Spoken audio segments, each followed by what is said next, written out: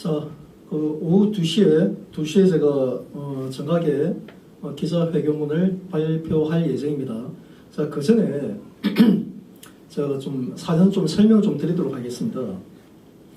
그래서 우리 사회가 지금 선거제도 불신이 너무나도 확산돼 있죠. 이번에 최근에 그 대통령 탄핵 전국에서도 현재 진행 중인 헌법재판소에서조차 지금 부정선거 관련해서 이제 언급들이 나오고 있지 않습니까? 네. 그런데 사실은 실상은 이 부정선거 선거 불신 확산의 그 주범은 다름 아닌 중앙선거관리위원회라는 사실을 오늘 기자회견을 통해서 제가 조목조목 밝히도록 하겠습니다. 사실 정말 심각합니다. 저도 사실 좀 그동안 많은 좀 의문을 가졌어요.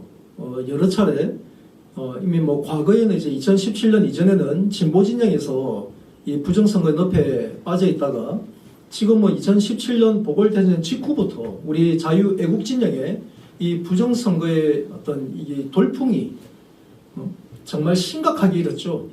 그래서 우리 정말 이 선거라는 것은 우리 국민 모두가 다 알고 있듯이 선거라는 것은 한마디로 대한민국 자유민주주의 국가에서 선거제도는 그 민주주의 국가를 지탱하는 뿌리예요. 뿌리고 근간입니다. 근간. 그런데 특히나 우리 자유애국 진영의 우리 유권자들은 당연히 자유민주주의 체제, 자유시장경제 체제를 지키고자 하는, 그 대한민국을 지키고자 하는 그런 강한 열망들이 항상 있지 않습니까? 그런데 어느 순간부터 우리 스스로가 대한민국의 근간, 대한민국 뿌리를 우리 스스로가 뿌리채 뽑으려고 지금 발악하고 있는 지금 그런 현상이 지금 벌어지고 있는 겁니다. 정말 심각한 상황이죠. 그래서 이 문제에 대해서 제가 그동안 중앙선거관리위원회에 정말 수차례 헤아릴 수 없을 만큼 그 관계 실무자와 직접 통화하기도 하고 직접 제가 대안도 제시하고 여러 차례 대안도 제시하고 이런 이 선거 불신의 이런 풍토가 그리고 선관위에 대해서 불신하는 이런 풍토가 확산돼 버리면은 진짜 답이 없어요. 답이. 네? 한마디로 일부에서 아마 여러분들 그건 들어보셨을 겁니다. 선거관리위원회를 해체해야 된다.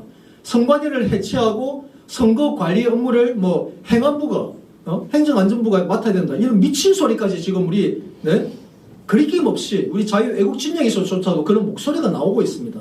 네? 그게 말이 되는 소리인가요? 네? 행정자치부에서 만약에 이 선거를 관리를 하게 된다면은 한마디로 행정부 장관을 대통령이 임명하지 않습니까? 대통령이 임명하잖아요. 대통령이 임명하는 직접 대통령의 지시를 받는 행안부 장관이 이 선거를 관리한다? 과거에 기억나시지 않습니까? 이승만 대통령 그 하야하기 직전에 3.15 부정선거 그때 당시에 그 내무부 장관이었죠. 내무부 장관이 그 부정선거를 획책하다가 결국 주범으로 몰려가지고 형장의 이슬로 사라졌잖아요. 사형당했잖아요.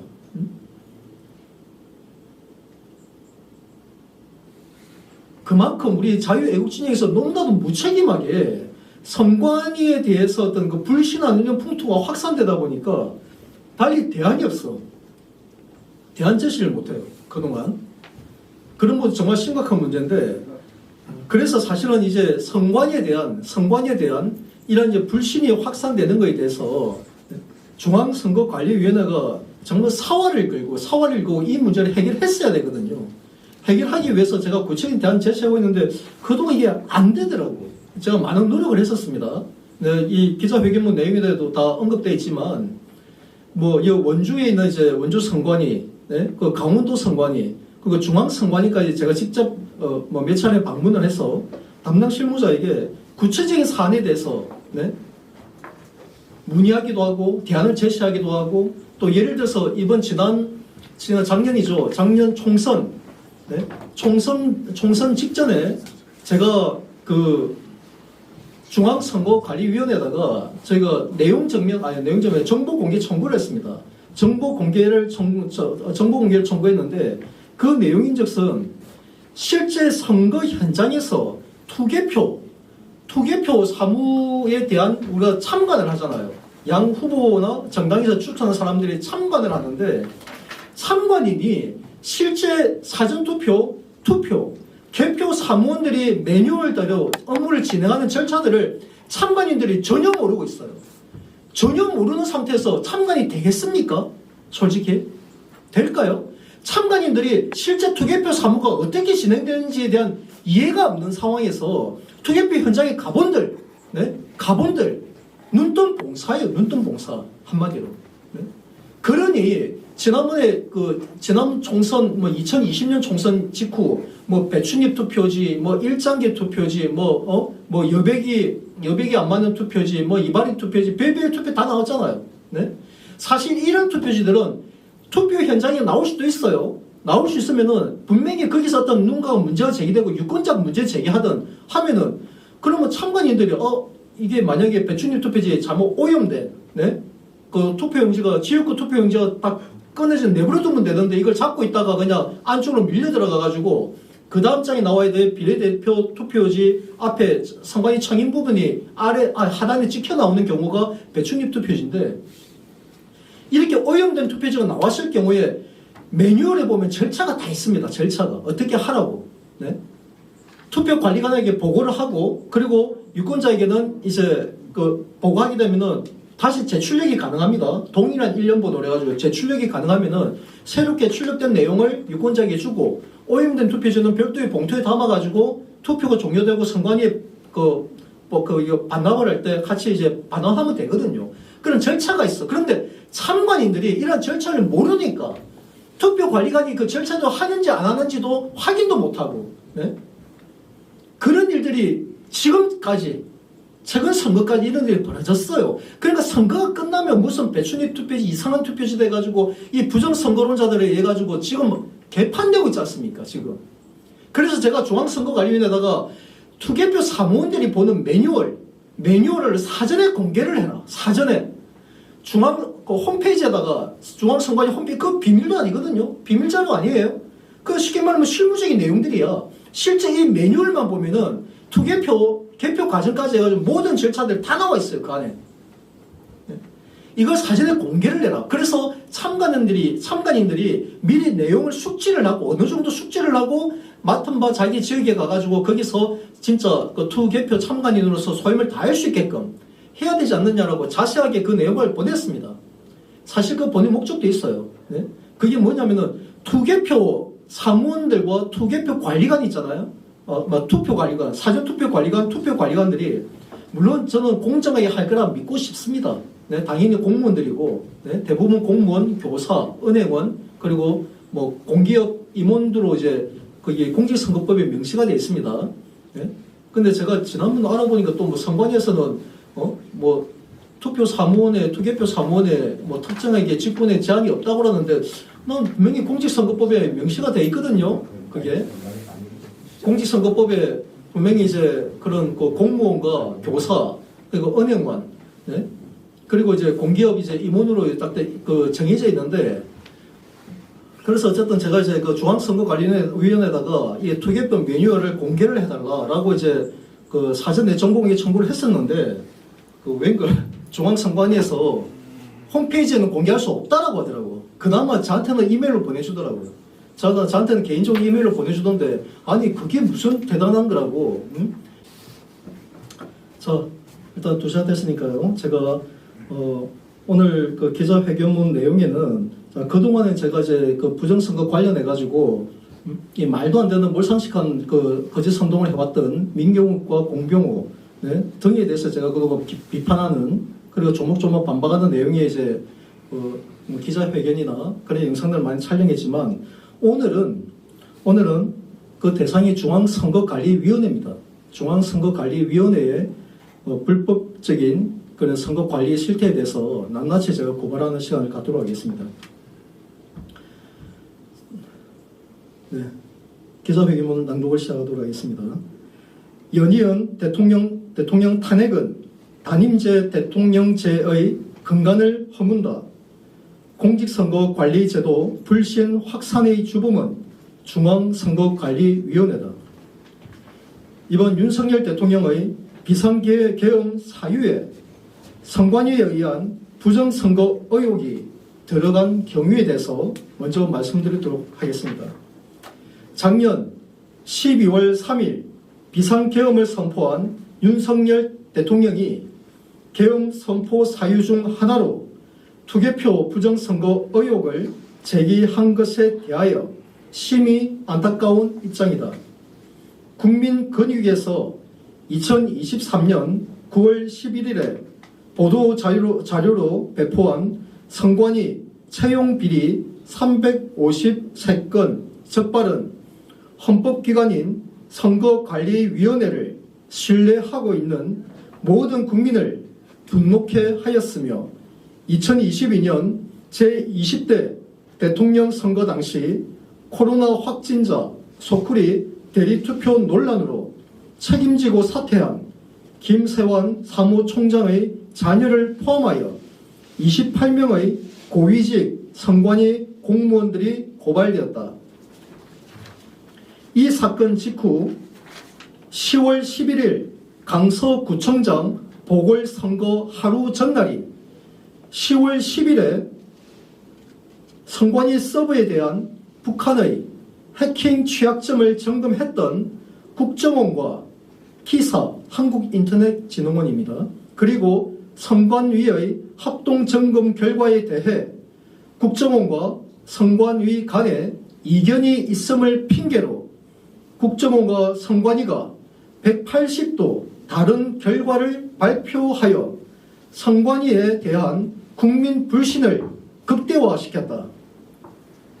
이는 민주주의의 뿌리이자 근간인 선거를 관리하는 헌법기관인 선거관리위원회에 대한 국민 불신을 더욱 증폭시킨 결과가 되었으며 국정원과 선관위 내에 침투한 불순 세력들의 공작으로 인해 당시 국민의힘 한동훈 대표마저 쏘가 제22대 총선을 앞둔 2024년 2월 7일 관훈클럽 토론회에서 국정원의 허위 보도 자료를 맹신한 채 투개표 부정선거에 미혹되어 선거관리 절차를 퇴행시키는 이적 행위를 자행하게 하였다.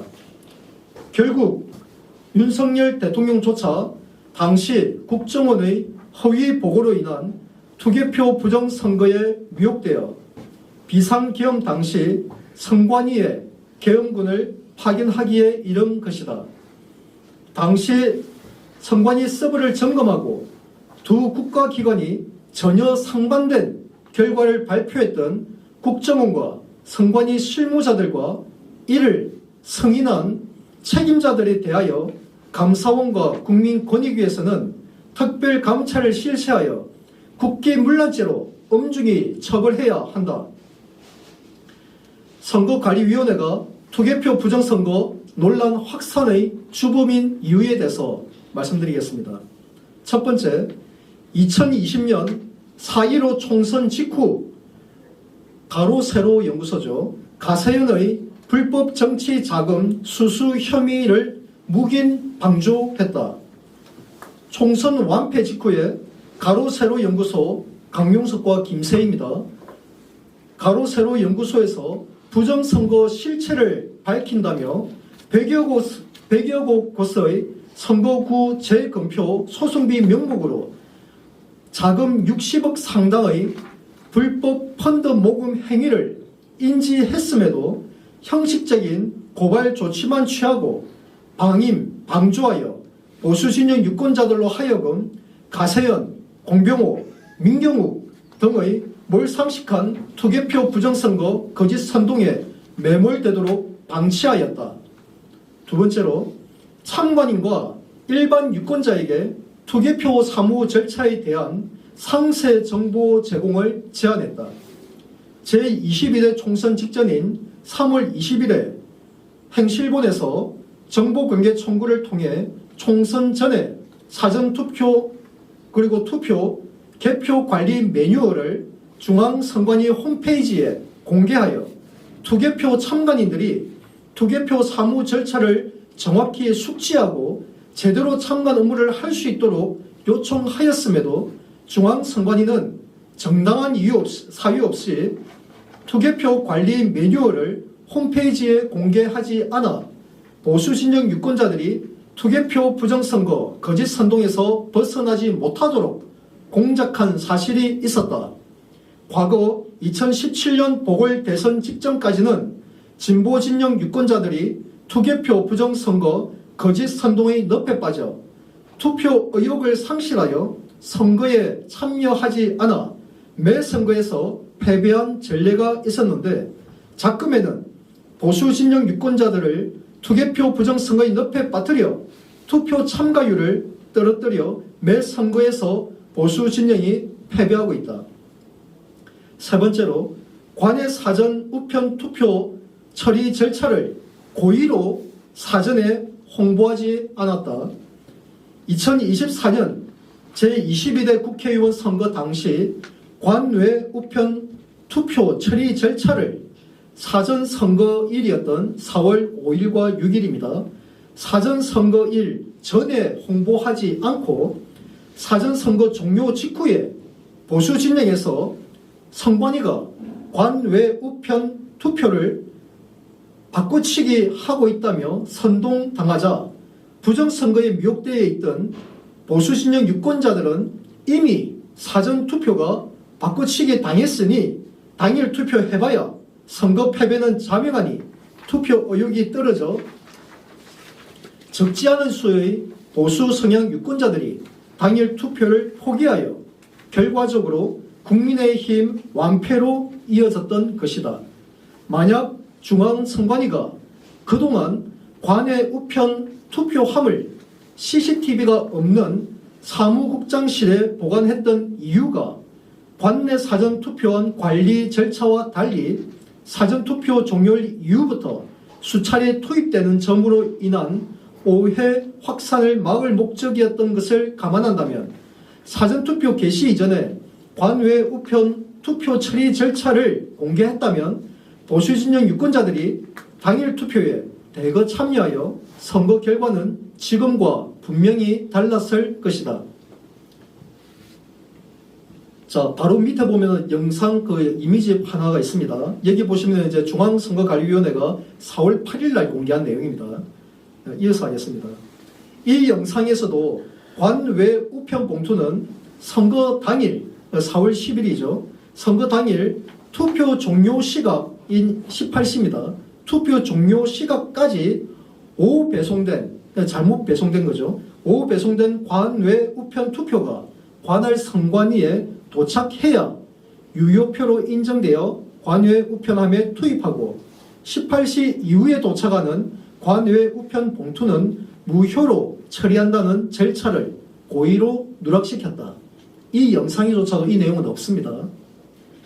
자, 네 번째, 2017년 보궐대선 직전 대법원의 부정선거 개입을 묵인했다.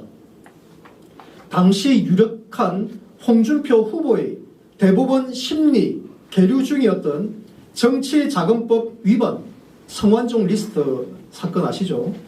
정치자금법 위반 사건이 민노총 하수인을 자처한 법원 노조원의 집단 요구에 굴복한 법원 행정처가 선거운동, 당시 선거운동은 4월 17일부터 5월 8일까지 했습니다.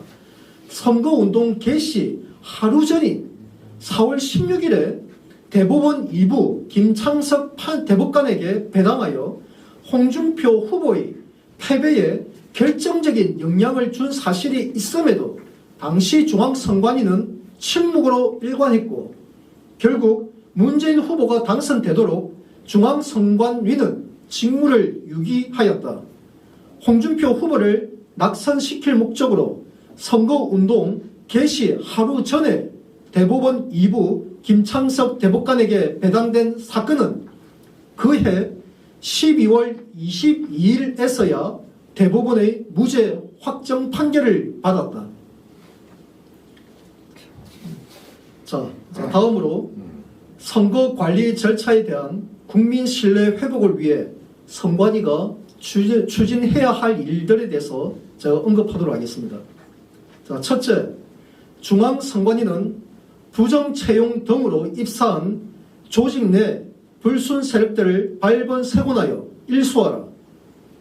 둘째, 사전투표, 투표, 개표 관리 매뉴얼을 선거일 30일 전까지 홈페이지에 공개하여 참관인들이 투개표 절차를 정확히 이해한 상태에서 참관 업무를 할 수 있도록 해야 한다.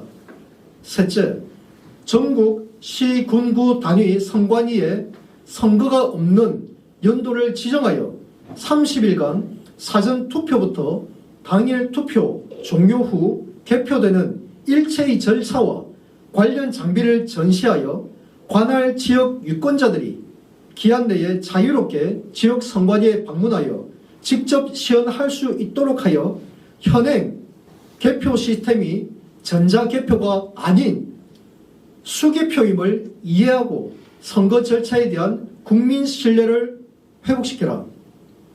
넷째, 투표지 분류기의 스캔 인식 기능을 완화하여 기표란에 찍히지 않은 유효표도 재확인 대상 투표지로 분류되도록 조치해야 하며 투표지 분류기 개선 사항에 대한 자세한 정보를 선거 30일 전까지 홈페이지에 팝업 창으로 공개하여 개표 현장의 혼란을 사전에 차단하라. 다섯째, 사전투표와 당일 투표 참관 시 투표 준비 단계와 투표 종료 후 정리 단계에서 참관인들이 자유롭게 사진과 영상을 촬영할 수 있도록 허용해야 한다. 여섯째, 사전투표 종료 시 투표소별 관내 사전투표지 발급수와 관외 사전투표지 발급수를 전산망에 등록하여 개표 종료 시 선거구별 관외 투표 득표수 전체 합산 수치와 투표소별 관외 투표지 발급수 합산이 일치한지 참관인이 확인할 수 있도록 조치해야 한다. 일곱 번째, 중앙선관위는 정당법 제44조 등록의 취소입니다. 법령에 의거 성립요건, 정당 성립요건 흠결에 따른 유령 정당을 조속히 등록 취소하여 정당 민주주의 불신을 해소해야 한다. 현재 중앙선관위에 등록된 정당은 49개입니다. 49개 정당이 등록되어 있으며 작년 12월에만 창당준비위원회가 결성된 곳이 3곳입니다. 그래서 현재 기준으로 총 52개의 정당이 중앙선거관리위원회에 등록되어 있는 상태입니다.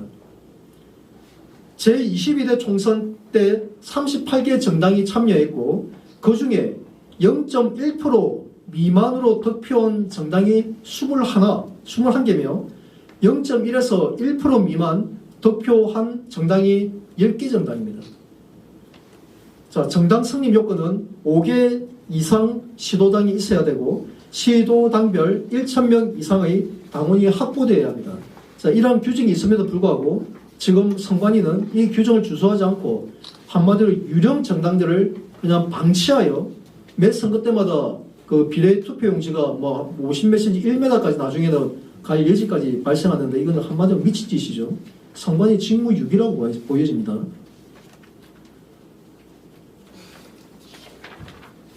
자, 뒷장에 보시면은 그 지난 국회의원 총선 때 2024년 총선 때 각 정당별로 득표한 그 비율별로 이제 득표율을 각 정당별로 이제 표시한 내용입니다. 참고해 주시기 바랍니다.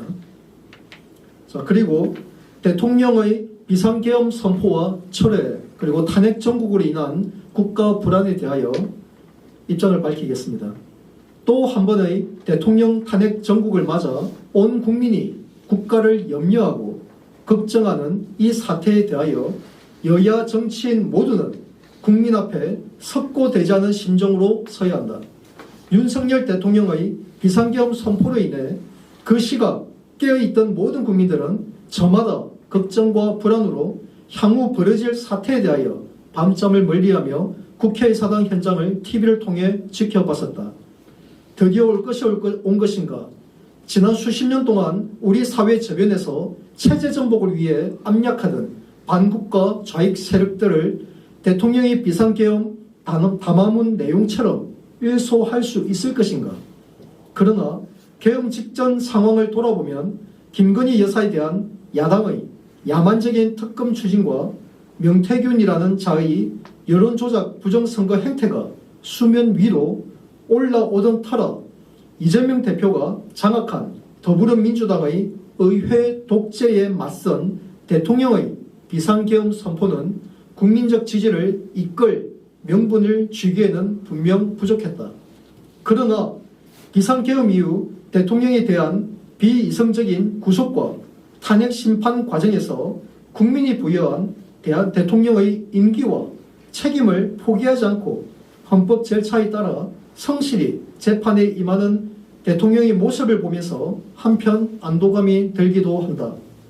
이는 사법부를 장악한 사조직인 우리법 연구회와 국제인권법 연구회의 실체와 국정원과 군부 내에 잠입한 불순 세력, 반국가 세력인 민노총 하수인을 자처한 법원노조와 소방노조를 포함한 전공노와 정교조, 언론노조 등이 우리 사회 저변을 잠식하고 있었음을 모든 국민이 알게 된 계기가 되었다.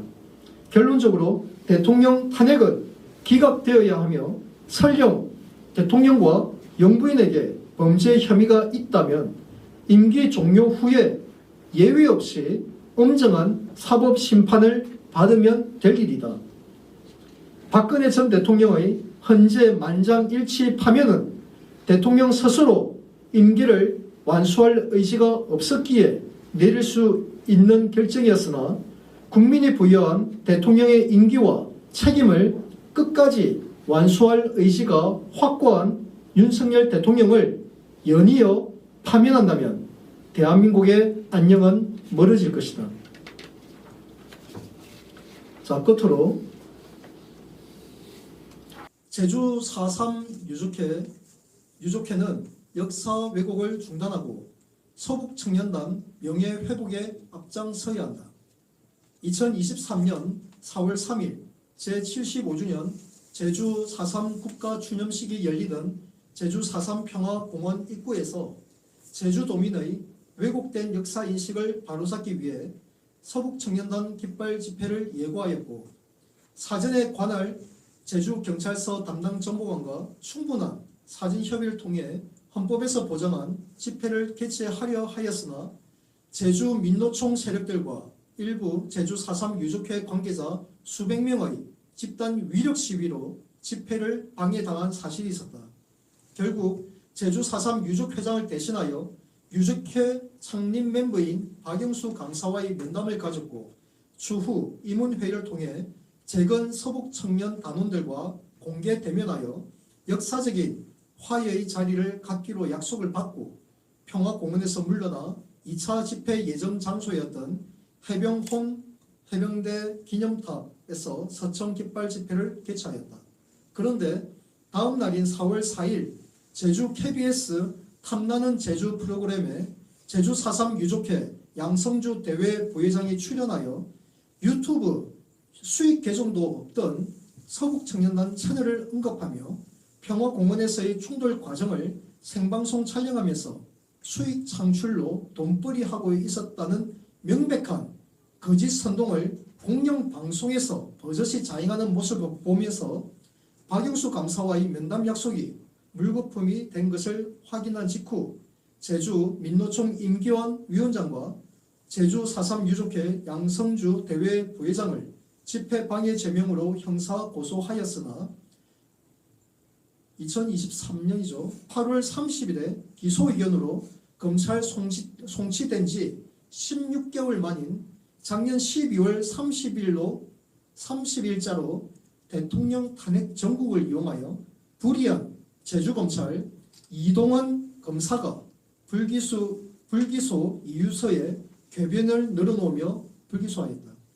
항고 절차를 밟아 임규환 민노총 위원장과 양성주 제주 4.3 유족회 대회 부회장에게 끝까지 법적 책임을 묻고자 하였으나 불기소 이유서에 임규환 위원장과 양성주 부회장이 집회를 방해할 의도가 없었다라는 부끄러운 거짓 진술이 명시되어 있어 항고할 가치를 느끼지 못하여 이를 제주도민의 양심에 맡기고 박영수 감사에게 다시 한번 공식적으로 제주 4.3 유족회와 재건 서북 청년단이 한자리에 앉을 수 있도록 면담을 재요청한다.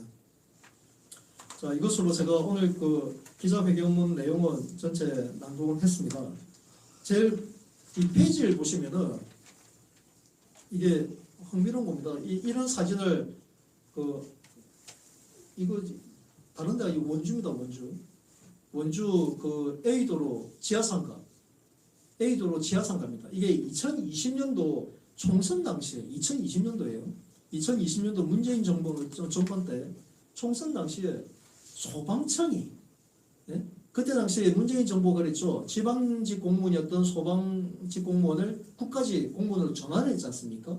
거기에 감사의 표시인지 몰라도 소방청이 아예 대놓고 원래는 이제 하단에 있는 이거 아시죠? 탈출구 비상탈출구 모양이 원래 하단 이 모양인데 이걸 대놓고 일자에다가 숫자로 일자 보이죠? 이거 대놓고 이걸 전국에 이게 소방청에서 이 포스터라고 이걸 전국에다 붙였습니다. 이 말이 됩니까?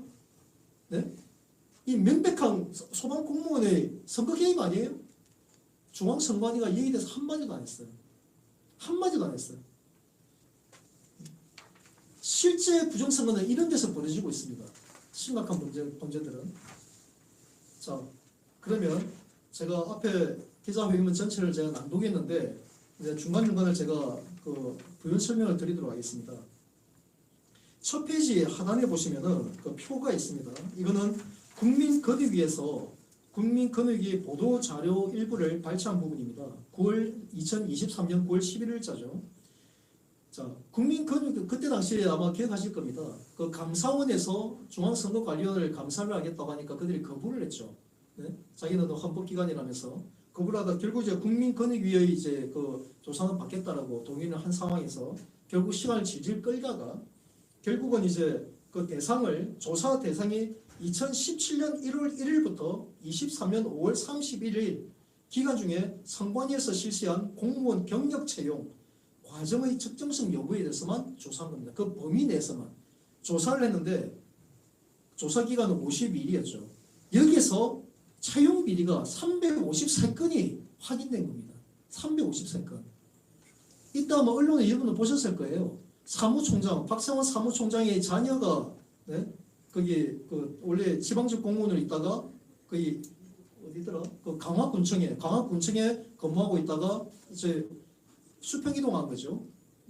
선관위로 와가지고 뭐 1년도 채 안 돼가지고 바로 8급에서 7급으로 승진하고 그러면서 이제 중앙선관위 내에서는 사무총장의 자녀를 사자라고 부를 정도로 그게 언론에 많이 회자됐었습니다. 얼마나 수치스러운 일입니까? 이거는 진짜 빙산의 일각이에요. 빙산의 일각.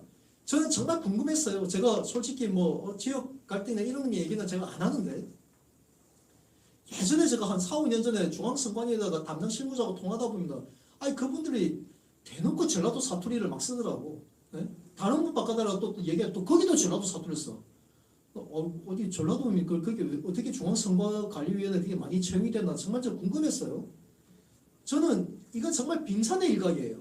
중앙선관위 내에 그동안 정상적으로 채용된 이 모든 인원에 대해서 정말 저는 전수조사해야 된다고 봅니다.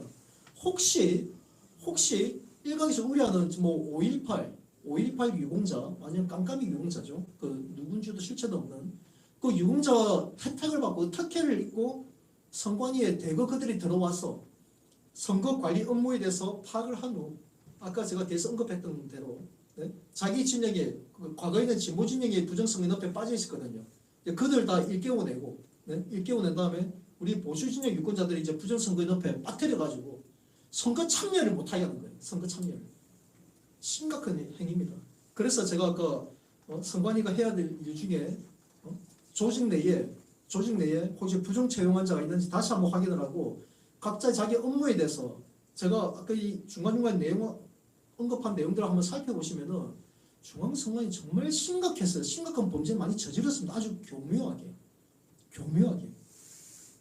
아까 일단 그 다음 장 볼게요. 그 다음 주 또 기가 막힌 게 이 페이지에 보시면은 2023년 10월 10일 날 그때 2023년도 한 중반쯤에 그 북한 해커 조직에 의해서 국가기관이 해킹에 뚫렸다는 이런 기사가 많이 났었습니다. 그래서 선관위도 해킹이 위험하지 않느냐 해가지고 그때 그 선관위 그 서버 시스템에 대해서 국정원과 한국인터넷진흥원 그리고 선관위가 함께 공동으로 서버에 점검을 한 거예요. 거기서 이번에 나왔죠. 뭐 비밀번호가 1, 2, 3, 4, 5 이런 건 일단 중요한 게 아니에요. 문제는 뭐냐면은 아니 국가기관이 국정원과 선관위가 게다가 이때 당시 어느 때입니까? 아까 1페이지에서 보셨죠? 중앙선관위가 부정채용, 네? 부정채용으로 국민적인 정말 그 원성을 쌓고 있는 그 시점에 국정원과 선관위가 선관위 서버를 공동으로 점검을 했는데 2023년 10월 10일 날 국정원에서는 해커에 의해서 해킹에 취약하고 해킹을 당하게 되면은 여기 나와 있죠. 자, 이 페이지 보면은 개표 결과값을 변경할 수 있음이 드러났다고 쓴 거예요. 국정원에서.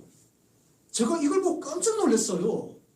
아니 국정원 직원이 병신이 아니고서야 대한민국 개표 시스템 수개표라는 걸 국정원이 몰라? 그래서 그 서버가 해킹이 되면은 개표 결과값이 변경이 된다고? 이 기가 막힌 얘기 아닙니까? 자,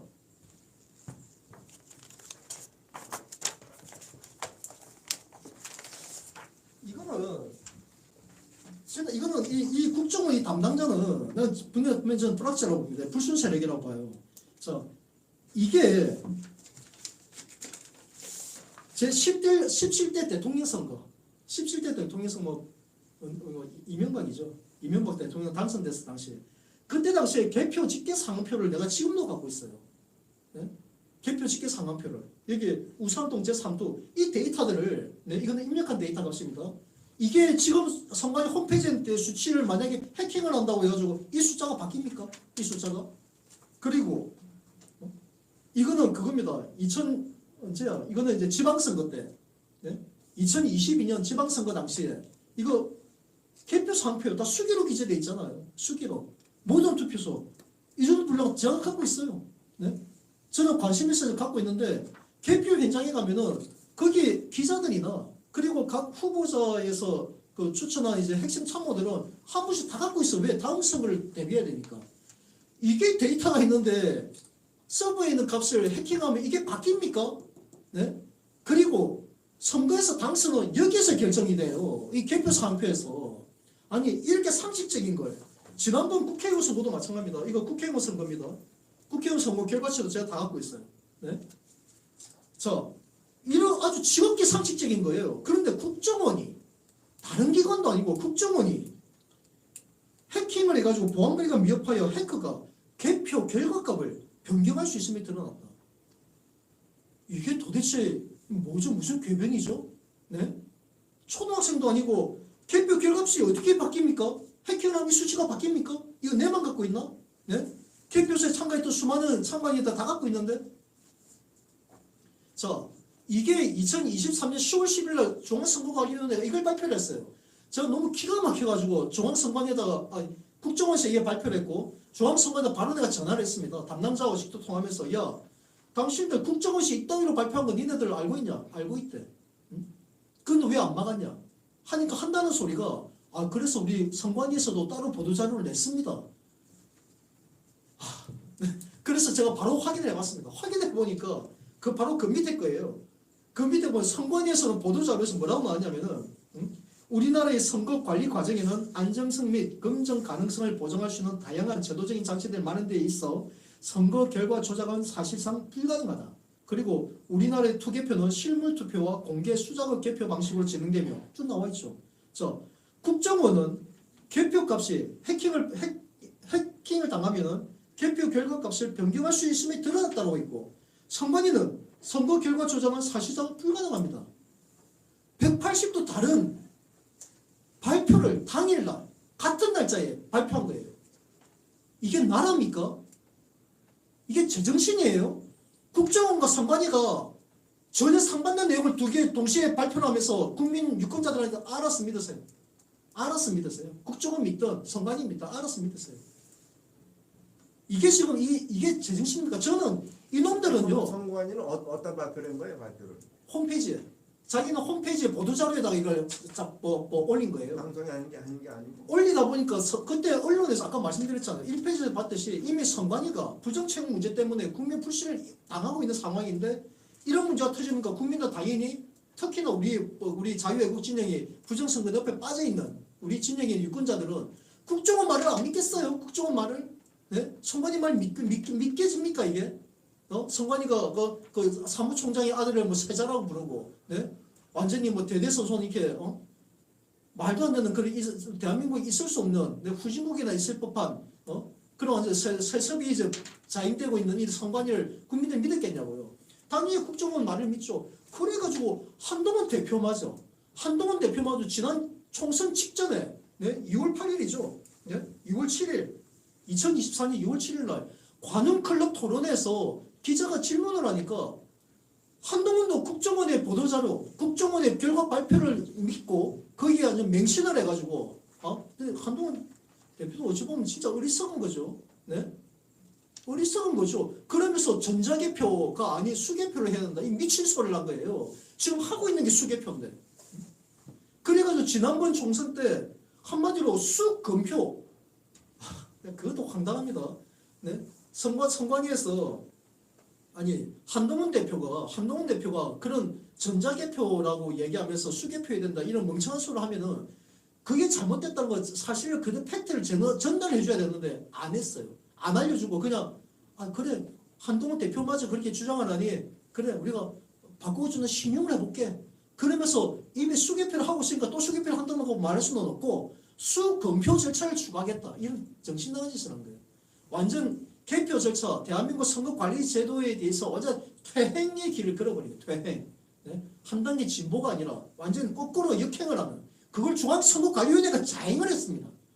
그리고 이번에 그 대통령 그 탄핵 정국에서 그 현재 사무총장은 뭐 크게 제가 책임을 묻고 싶진 않아요. 그분도 이쪽 분야의 전문가는 아니었기 때문에 그분이 한다는 얘기가 자기남들은 핑계대는 얘기가 아니 국민의힘에서 요구한 거 최대한 다 들어주지 않았냐? 다만 뭐 그 사전투표지에다가 투표 관리관 도장 찍으라고 하는 요구만큼은 그건 안 받아줬다. 와, 그게 선관위가 할 말입니까? 그게 선관위가 할 말이에요? 이런 식으로 우리 자유애국심을 완전히 갖고 놀았어요. 농락한 거예요. 농락. 네? 자, 그래서 이제 그 다음 3페이지에 보면은 자 보십시오. 이것도 심각해요. 2020년 총선 직후에 4.15 총선 직후에 강용석 네? 그리고 김세희 가로세요 연구소 있죠. 여기서 이놈들이 부정선거를 입증한다고 재검표를 하는데 하나의 선거구당 한 뭐 6천 가까이가 돈이 들어가는데 자기네들이 사실 그게 뭐 변호사 비용이 아마 들어가는 돈일 텐데 6천 한 곳마다 6천이 들어가니까 한 100여 곳을 딱 선정을 해버리니까 네? 근소한 차로 진고사 한 100여 곳 되거든요. 근소한 차로. 그 전체를 재검표 하려고 하니 우리 자유애국진영 여러분 펀드로 참여해 주십시오. 펀드로. 참여해가지고 우리가 선거소송에서 이기면은 돈을 다시 돌려드립니다. 이런 말도 안 되는 빨간 거짓말로 사기행각을 자행해서 사기행각을 네? 이런 사기행각을 자행했을 때 그때 당시에 중앙선관위에서 이 문제를 지적을 했었어요. 해가지고 재검표는 후보자 지금 꺼졌네. 다시 꺼져. 후보자 당사자가 이걸 반드시 후보자 당사자가 자기 그 정치자금 비용으로 해가지고 재검표를 해야 된다라고 이렇게 얘기한 거예요. 그렇게 요구한 거예요. 그러니까 기도 안 막힙니다. 그때 제가 사실은 거기 서초경찰서에 이 혐의로 인해 가지고 가세현 그리고 뭐 한교안 그리고 뭐 민경호 공병호 등등 한 8명 가까이 되는 사람들을 사기 혐의로 해가지고 서초경찰서에다 제가 고발했습니다. 명백하게 사실관계 다 드러내서. 그런데 수사기관에서도 얘들이 비호를 했습니다. 비호했어요. 이거 심각한 문제입니다. 우리 자유애국진영 유권자들이 부정선거의 늪에서 벗어나지 못하게끔 그 미혹에서 벗어나지 못하게끔 수사기관까지 그 안에 있는 불순 세력들이 오히려 가세현에 비호를 했어요. 그래서 처벌을 안 했습니다. 처벌을. 네? 자, 그런 일들이 있었습니다. 그리고 지난번에 제가 지난번 총선 전에 이제 그때 4월 10일 날 총선이 있었죠. 작년 3월 20일에 제가 정보공개 청구를 통해 가지고 그 중앙선관위에다가 투표 사전투표 투표 개표 관리 매뉴얼 그 매뉴얼만 보면요 사무을 누구나 할 수 있어 누구나 그 매뉴얼대로 하면 되니까 순서대로 나와 있거든. 시간 차별로 해가지고 순서대로 이렇게 뭐 하라 해가지고 있기 때문에 이 내용을 참관인들이 사전에 알고 인지를 하고 숙지를 하고 참관 업무에 참여할 수 있게끔 공개를 해달라. 저 홈페이지에다 공개해달라고 제가 정보 공개 청구를 요청한 겁니다. 근데 중앙선거관리위원회 담당자가 저한테 전화 오기로 홈페이지에 공개는 불가합니다. 홈페이지 공개는 이제 할 수 없고 다만 정 대표님한테는 이제 이메일로 보내드리겠습니다. 이렇게 얘기하는 거예요. 자 결과적으로 우리가 참관인들 그동안 우리가 부정선거에 늪에 빠졌던 원인은 단 하나입니다. 투개표 절차에 대해서 이해가 없는 상태에서 투개표 현장에 가니까 무슨 뭐 붙어있는 투표지, 이발이 투표지, 일상이 투표지 이런 거에 사람들이 현혹된 거예요. 절차를 정확하게 이해하고 참관을 했더라면 그 현장에서 바로 잡으면 될 문제야. 현장에서. 일장기 투표에서 나오면 바로 현장에서 야 근거 빨리 투표로 기재하세요. 투표록에 기재해가지고 지금 그 만년도장에 잉크가 좀 말라가지고 안 찍히니까 그러면 인주에다가 찍고 있으니까 그러면은 투표록 그 근거를 기재하시라고 참관인들이 요구할 수 있단 말이에요. 아니까. 네? 그러면 당연히 투표관리관이 몰랐다가도 알겠습니다. 바로 기재하겠죠. 네? 그러면 아무 문제도 현장에서 바로 잡을 수 있거든요. 그런데 참관인들이 이 절차를 모르니까 그냥 투표관리관이 하면 하는 거고 안 하면 그냥 그대로 넘어가는 거고 이렇게 온 거예요. 자, 그리고 또 진짜 정말 심각한 게 있어요. 정말 심각한 게 4페이지에 보시면은 4페이지에 이거 기가 막힙니다. 지난번 이제 그 작년에 그 작년 총선 때요. 이거는 저는 중앙선거관리위원회 선관위에 의한 부정선거라고 저는 단언해요. 이 부분을. 왜 단언하느냐? 여러분 아마 기억하실 겁니다. 지난번에 총선 때 사전투표 1일차와 2일차 투표가 끝나자마자 그 해 새벽에 2시, 3시 네? 해가지고 어떤 선관위에서 CCTV에 아무도 들어가면 안 되는데 야 새벽 2시, 3시에 이거 선관위 직원들이 수시로 드나들면서 가짜 투표지를 투입하고 있다. 난리가 난 거예요. 네? 기억나시죠 그때. 네? 오죽하면은 강원도지사 김진태 도지사가 저한테 바로 그 다음날 일요일이었어요. 일요일에 저한테 문자를 보내와가지고 이런 영상이 떠들고 있는데 어떻게 된 거냐. 나 저한테 묻길래 내가 바로 설명해줬죠. 관외 사전투표 정상적인 절차입니다. 왜? 관외 사전투표는 사전투표가 끝나게 되면 바로 그 즉시 그 경찰과 대동해가지고 우체국으로 이송을 하거든요. 우체국 이송하게 되면 우체국 내 시스템에 해가지고 그 택배를 송달로 해가지고 바로 그 다음날 전국 각지로 다 배송이 됩니다. 그 다음날 다 배송이 되면은 이제 그 다음날부터 해가지고 사전투표 1일차가 종료되면은 2일차가 한참 진행 중일 때 오후에 먼저 도착하는 것도 있어요. 근데 그거는 이제 사전투표 2일차가 진행 중이니까 그거는 손도 못 대지. 가만히 놔뒀다가 결국은 2일차까지 다 끝나면 그날 저녁부터 해가지고 이제 업무가 가중이 되는 거예요. 이게 그 절차가 있습니다. 이게 그 4페이지에 그 이미지 제가 캡처한 화면인데 지금 중앙선거관리위원회 그 유튜브 채널에 들어가면 이 영상을 만들어서 아주 잘 만들었어요. 이 영상 보면은 관외 사전 투표지를 이제 투표가 종료되면은 우체국에 의해 가지고 배송이 돼가지고 전국 각지 그 선관위로 배달되가 오면은 거기에 그 참관인들 현장에서 다 확인을 하고 매수가 맞는지 다 스캔을 떠서 절차가 다 있고 최종적으로 다 확인되고 나면은 이제 참관인과 함께 이 사진이 여기 나와 있는 것처럼 관외 투표함 창고에 가가지고 투입하는 거 정상적 투입 절차가 자세히 설명이 돼 있어요. 자세히. 그 영상을 보면 관외 우편 봉투나 이렇게 하는 거구나라고 이해할 수 있어요. 그런데 이 개시 날짜가 언제냐면 2024년 4월 8일이에요. 8일. 사전투표는 5일하고 6일이었거든. 5일하고 6일이었거든. 그런데 왜 이 영상을 8일에서 이런 영상을 올리냐는 겁니다. 네?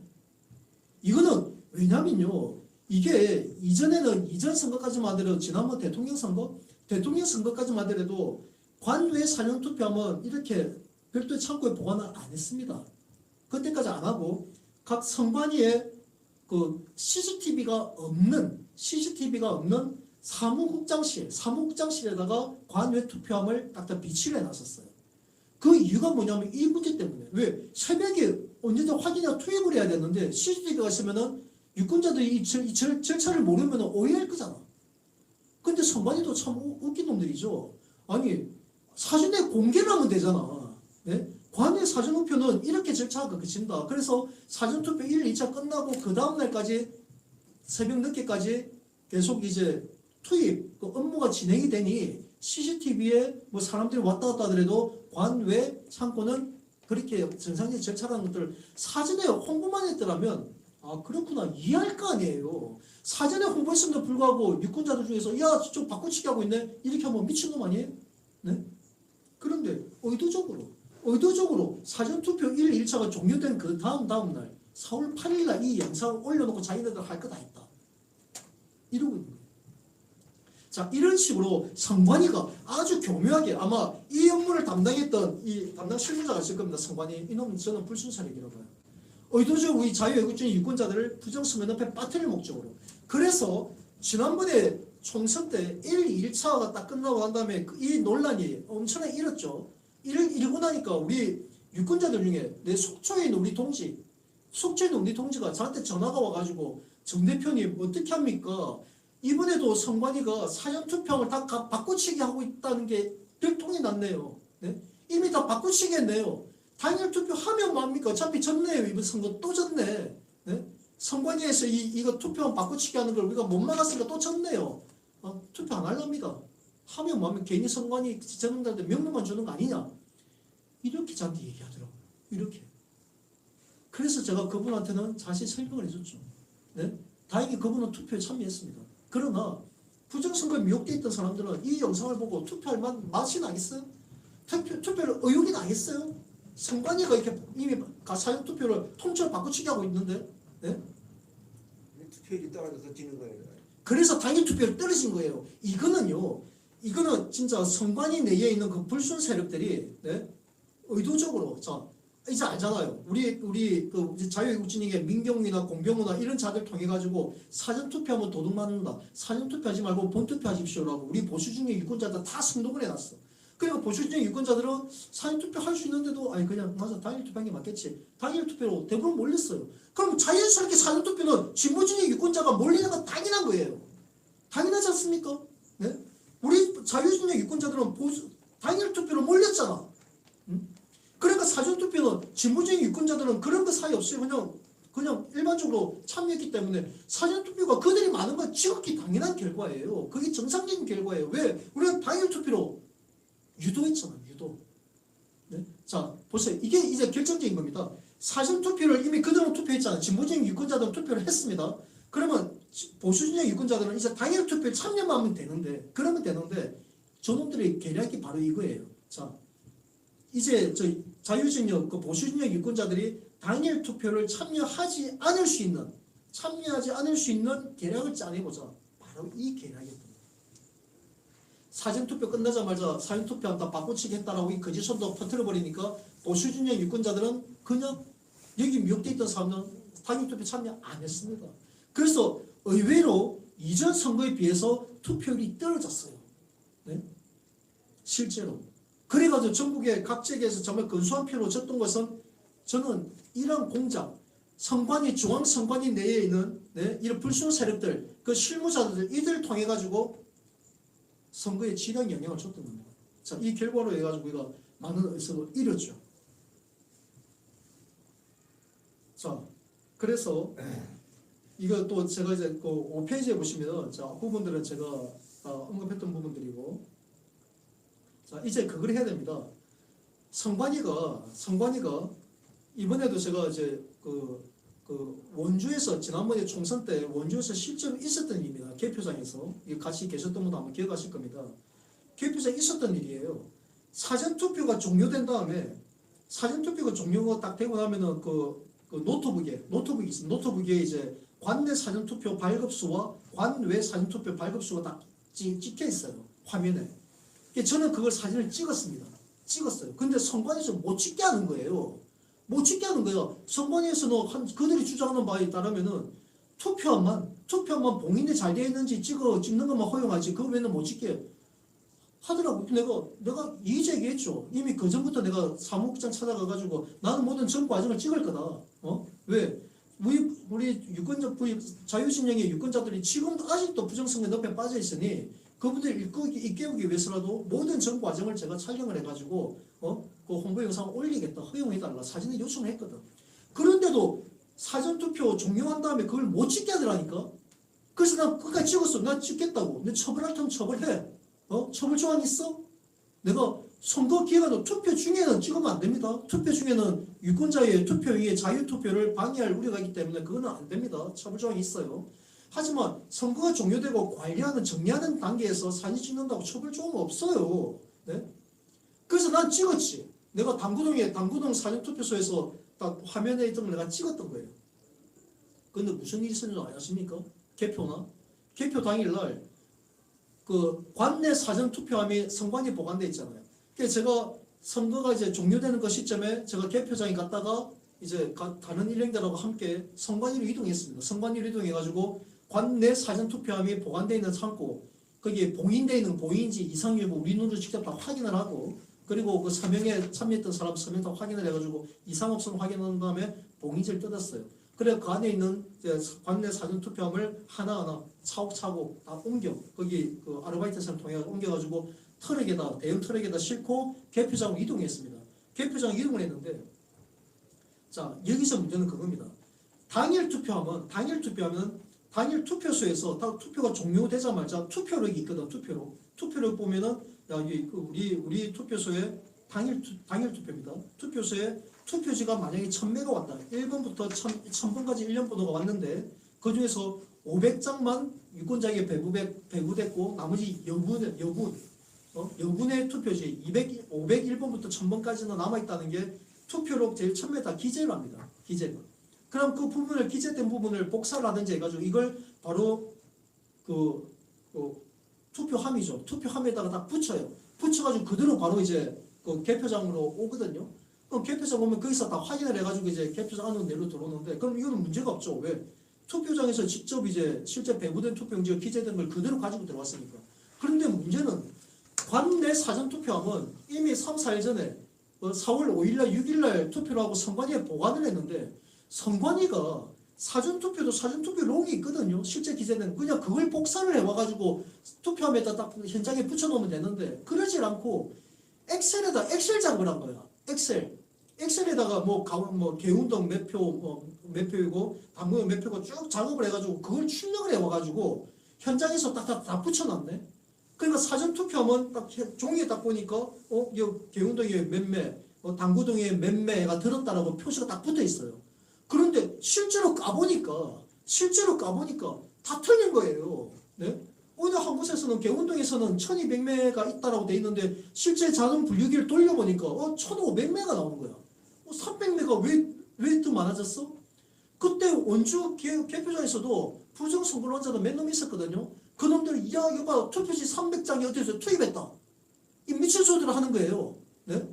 그래서 내가 그 사람한테 이거 보니까 이거 투표함에 봉인지 붙어 있는 거지. 떼자 봉인지 붙어 있는 거. 이 당신 이름인데 당신 서명 맞냐? 확인했냐? 하니까 자기 서명 맞대. 그럼 뭐야? 그럼 중간에서 뜯은 게 없잖아. 네? 그런데 또 어떤 거는 2000매라고 딱 종이에 딱 적혀 있는데 딱 열어보니까 1500매밖에 안 나와. 500매가 또 돈 못 맞았네? 난리가 난 거예요. 개표장에서. 그래가지고 원주 개표장에 1시간 반 가량 개표가 중단이 됐습니다. 중단이. 답이 없잖아요. 네? 여기는 분명히 1500이 져 있었는데 열어보니까 2000매가 나오고.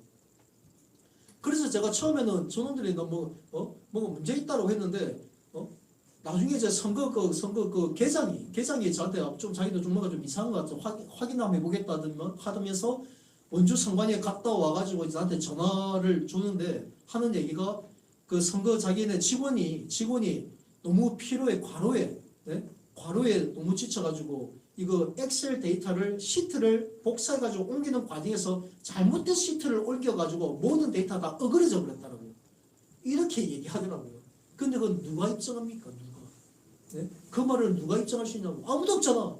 선관위 그 말 믿는 사람 누가 있어요? 말이 돼요 그게? 상식적으로? 그래가지고 개표가 아예 다 올스톱 돼버린 거예요. 원주가. 그때 언론에도 많이 났었습니다.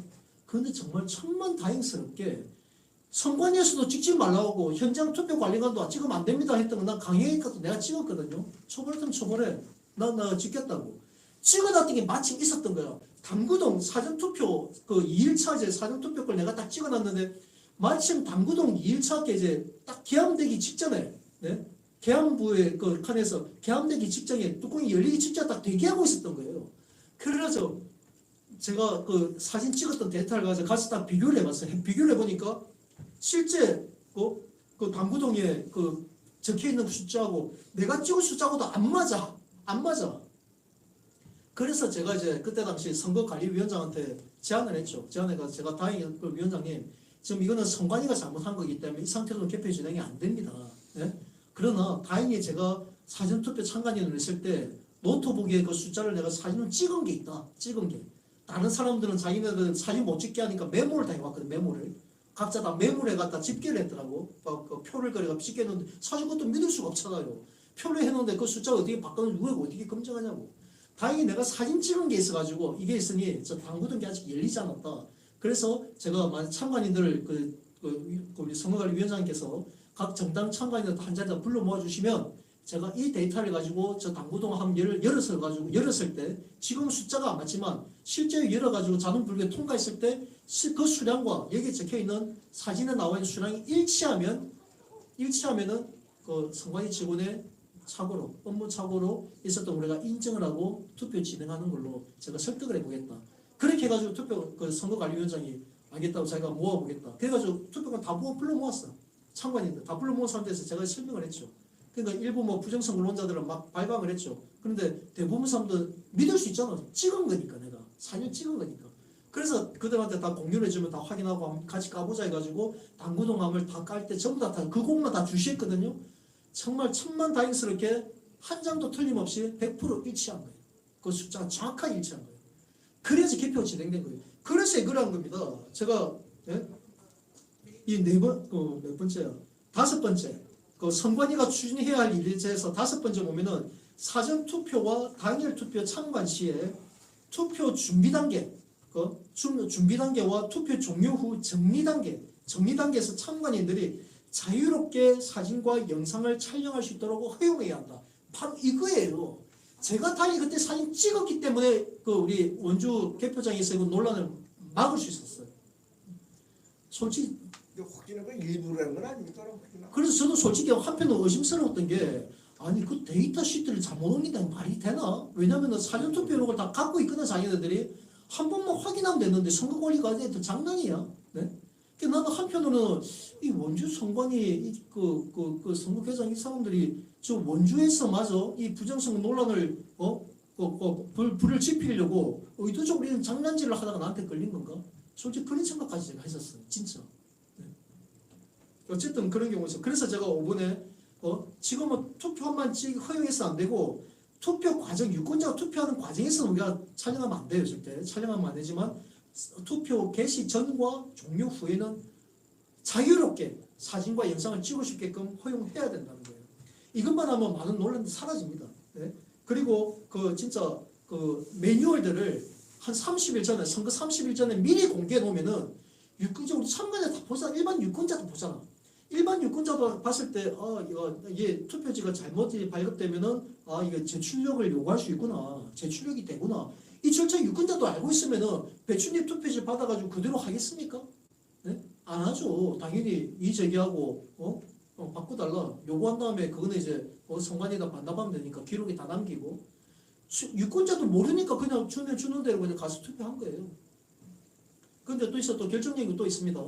배춘입 투표지 관련해가지고 이게 문제가 뭐냐면은 그 대법원 판결문을 마치 또 선관위 가지고 맹신하듯이 막 이제 대법원 판결문 뭐 이렇습니다라고 막 홍보를 해놨던데 정말 나쁜 놈이에요. 네? 선관위가요 배춘입 투표지 있잖아요. 제가 앞서도 여러 차례 얘기했지만 배춘입 투표지는 명백하게 투표관리관이 고의예요. 고의. 실수가 아니에요. 배춘입 투표지는 투표관리관이 인지를 못할 수가 없다니까. 왜냐면은 알잖아. 배출입 투표지가 일반 이제 지역구 투표지인데 여 밑에 하단이 비례대표 그 청인하고 비례대표 이름이 적힌 투표지였잖아요. 그러면 그 다음에 나오는 여기 비례대표 투표용지 여기에 인쇄돼야 될 내용이 여기 인쇄돼 버린 거야 앞에. 그러면 이 용지 쓸 수 있나 이 용지를? 비례대표 명칭이 없고 선관위 청인이 없는데 이 투표지 유권자에게 줬다고? 있을 수 없는 얘기잖아. 네? 그러면 당연히 유권자한테는 이걸 다시 그러면 재발행도 전체를 재발행하는 게 아니라 이것만 뒷장만 이제 비례대표 용지만 재발행도 가능하더라고요. 분명히 이거 재발행해 줬어. 그러면 그 사무는 다 기억을 해요. 그런데 투표관리관이 대법원에서 법정 증언을 하는데 기억이 오래돼서 시간이 오래 한 1년인가 2년이 경과됐으니까 2년이 경과돼가지고 기억이 안 납니다. 명백한 거짓말이에요. 거짓말. 네? 그런데 선관위가 이걸 안 잡았어요. 내가 선관위에 전해가지고 야 당신들은 알잖아. 이게 투표관리관이 기억 못할 일이야 이게. 그런데 기가 막힌 거는요. 그때 당시 민경욱하고 공평하고 이놈들은 그 배출력 투표지가 어떤 의미라고 얘기했는 줄 아십니까? 예? 이미 해킹에 의해 가지고 결과치를 당선자를 다 뒤바꿔 놓은 다음에 그 당선자를 다 바꿨다라고 이놈들 그렇게 선동을 해버렸거든. 그런데 재검표를 하니까 이제 현장 실물을 확인할 거 아니에요. 해킹을 해가지고 이미 결과치를 다 바꿔놨는데 이걸 이제 실물 투표지를 재검표 과정에서 보게 되니까 이걸 또 여기 숫자에 맞춰야 되잖아. 맞추기 위해서 재검표 과정에 이거 투표지를 바꾸치기 위해서 외부에서 대량으로 인쇄해가지고 투입하고 교체하다가 인쇄의 전부다. 이게 배추임 투표자로 이게 미친 소리라고 해요. 아니 개표 과정에서 바꾸치기 한 것도 아니고 재검표 과정에서. 그러니까 이들이 주장했던 얼마나 이게 몰상식한 거짓 선동인 거 확인되시죠? 네? 대한민국 개표 시스템은 수개표거든요. 제가 이제 어쨌든 중앙선관위가 해야 할 일들에 대해서 제가 7가지를 좀 밝혀놨는데 어쨌든 이거는 사실 이제 국민의힘 현재 국회의원들 그리고 지금 탄핵 관련해가지고 윤석열 대통령 변호인단에서도 그렇고 진짜 중앙선거관리위원회가 오늘 지적한 거 이 내용을 가지고서 이제 만약 헌재에서 문제를 지적한다고 하면은 분명히 이건 명백하거든요. 확실한 근거 있는 부분이기 때문에 지금 현재 그 헌법재판소에서도 지금 7차까지 열렸지만 그 열리는 걸 보면 자기네대로 그 개인이 변명하듯이 우리나라 헌법이 돼 있고 그 어떤 규정이 돼 있으면 그 대통령을 잡아놓는데도 사실은 어떤 조사권이 없는 사람들이 해가지고 구속까지 시키고 이 난리를 치는 건데 분명히 그 사법권이 없잖아. 사법권이 없잖아. 그렇다 그러면은 걔네들이 그런 짓을 할 수가 있나. 서로 시세워서 상계팀에서 지가 잡아놓겠다 하고 얘기할 수 있는 부분이 있나. 그런 것들이 다 불법을 저질러도 지금 무산되고 있고. 그러니까 내가 늘 하는 얘기가 그거야.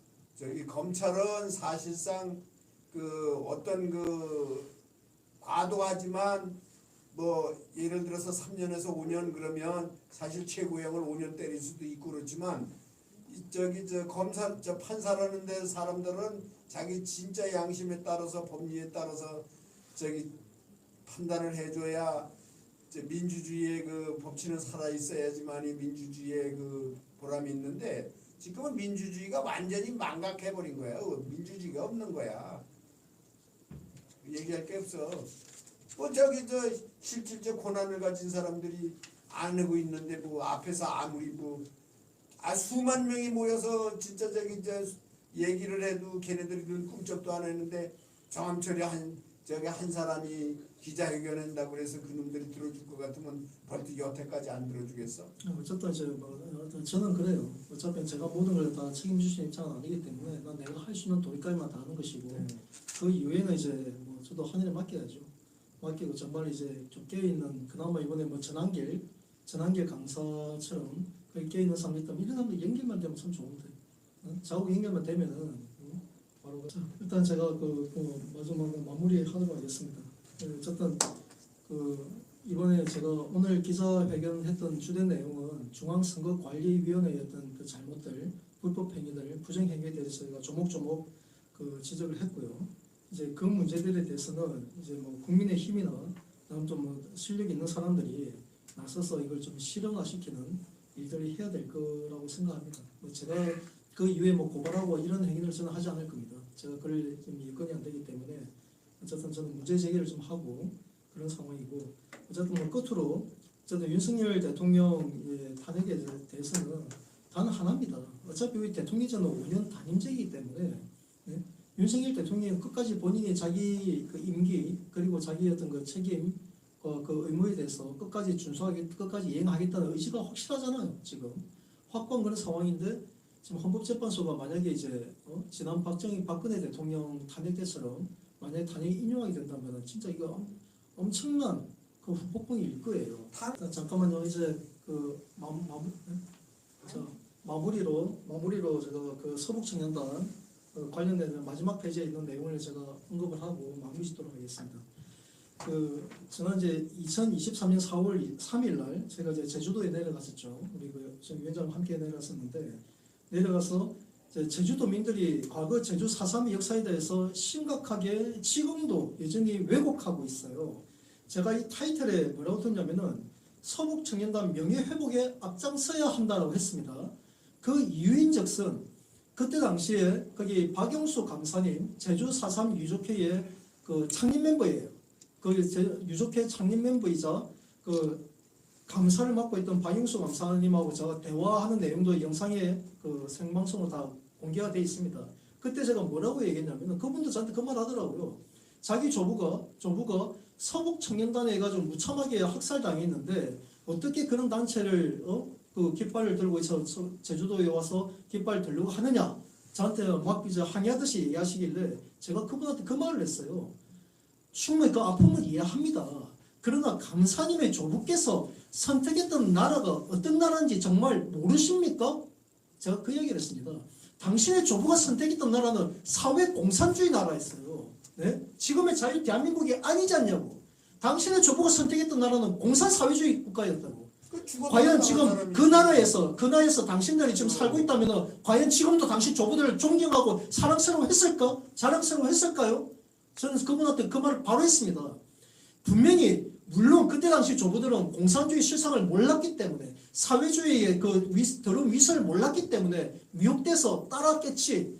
그러나 실제 북한에서 공산사회주의의 실체를 뼈저리게 경험하고 내려왔던 서북청년단 그들이 내려가지고 남한 국민들 일깨우고 그 제주도에서 당신의 조부가 선택했던 그 잘못된 나라의 길을 서북청년단 선배들이 멈춰 세우지 않았다면 지금의 그 자녀 자식들 또 감사님의 손주들 네?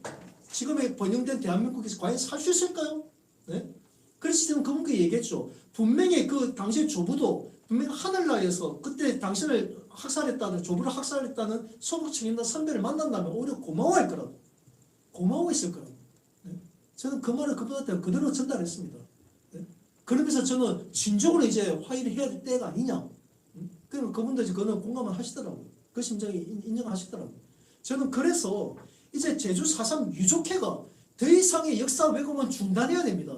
역사 왜곡은 중단하고 서북청년단 깡패 잡다 제발 그런 말 같지도 않은 헛소리 하지 마세요. 서북청년단은 누가 뭐래도 독실한 그리스도인이에요. 독실한 그리스도는 누구보다도 생명을 존엄성을 알고 네? 네? 한마디로 그분들은 진짜 네? 이웃을 자기 몸같이 사랑하는 그런 사람들이야.